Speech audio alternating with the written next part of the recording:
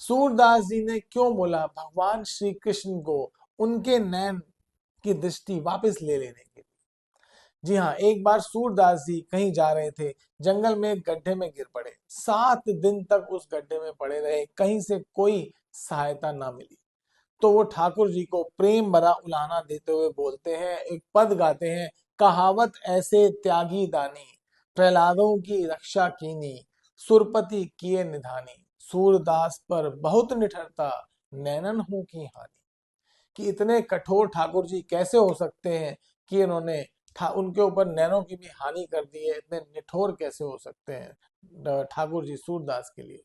यह पद सुनकर ठाकुर जी बहुत ही भाव विभोर हो गए, उनसे रहा ना गया। वह स्वयं आए और उन्होंने हाथ पकड़ के सूरदास को जब गड्ढे से बाहर निकाला, तो उस कोमल स्पर्श से सूरदास जी समझ गए ये तो ठाकुर जी हैं जो स्वयं मुझे गड्ढे से बाहर निकालने आए। अब तो सूरदास की जी के मन की व्यथा और बढ़ गई कि मेरे प्रभु मेरे इतने समीप हैं और मैं उनके दर्शन ही नहीं कर पा रहा हूँ। यह बात सोचकर सूरदास जी बहुत ही व्यथित हुए। ठाकुर जी से उनकी व्यथा ना देखी गई और श्री राधा माधव युगल स्वरूप में राधा कृष्ण उनके समक्ष आके वार्तालाप करने लगे। श्री कृष्ण बोले राधा रानी से कि इनके आगे मत जाना, नहीं तो ये अंधा तुम्हारे चरण पकड़ लेगा। राधा रानी बोली कि ये मेरे चरण क्यों पकड़ लेंगे, और उनसे पूछा सूरदास क्या तुम मेरे चरण पकड़ लोगे? सूरदास जी बोले मैं तो अंधा हूँ, मुझे तो दिखाई नहीं देता, मैं आपके चरण कैसे पकड़ सकता हूँ? तभी राधा रानी ने बोला ठीक है सूरदास आओ मेरे चरण स्पर्श कर लो। तभी श्री कृष्ण बोले सावधान, इसके आगे पैर मत रखना, नहीं तो तुम्हारे चरण को पकड़ लेगा। अब सूरदास समझ गए कि ठाकुर जी उनको इशारा कर रहे हैं राधा रानी के चरणों को पकड़ने का। जैसे ही राधा रानी ने अपने चरण आगे किए, सूरदास ने उनके चरण पकड़ लिए, लेकिन राधा रानी अपने चरण छोड़ाकर वहां से भाग गई। लेकिन राधा रानी के चरणों का एक घुंघरू सूरदास जी के हाथ में रह गया। तो राधा रानी बोली कि मेरी पैंजनी मुझे लौटा लौटा दो सूरदास, मुझे महाराज के लिए जाना है। अब सूरदास कहते हैं कि मैं तो अंधा हूं, मुझे क्या पता कि ये आपके पैरों की पैंजनी है।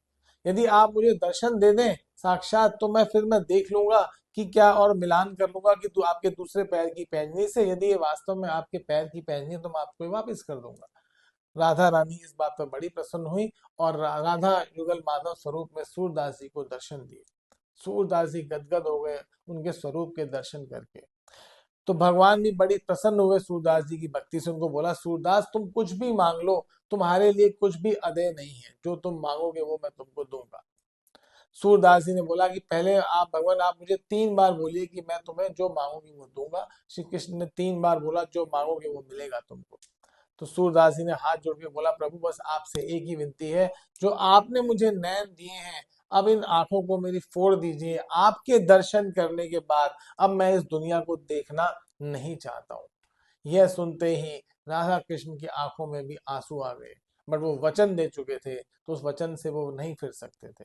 तो इस तरह से सूरदास जी ने अपने नैनों की रोशनी को वापस लेकर भी वापस प्रभु को बोला कि वो वापस उनके ले लें उनसे रोशनी। यदि आपको ये कहानी पसंद आई हो तो हमारे चैनल को सब्सक्राइब कीजिए, कमेंट सेक्शन में लिख दीजिए जय श्री कृष्णा।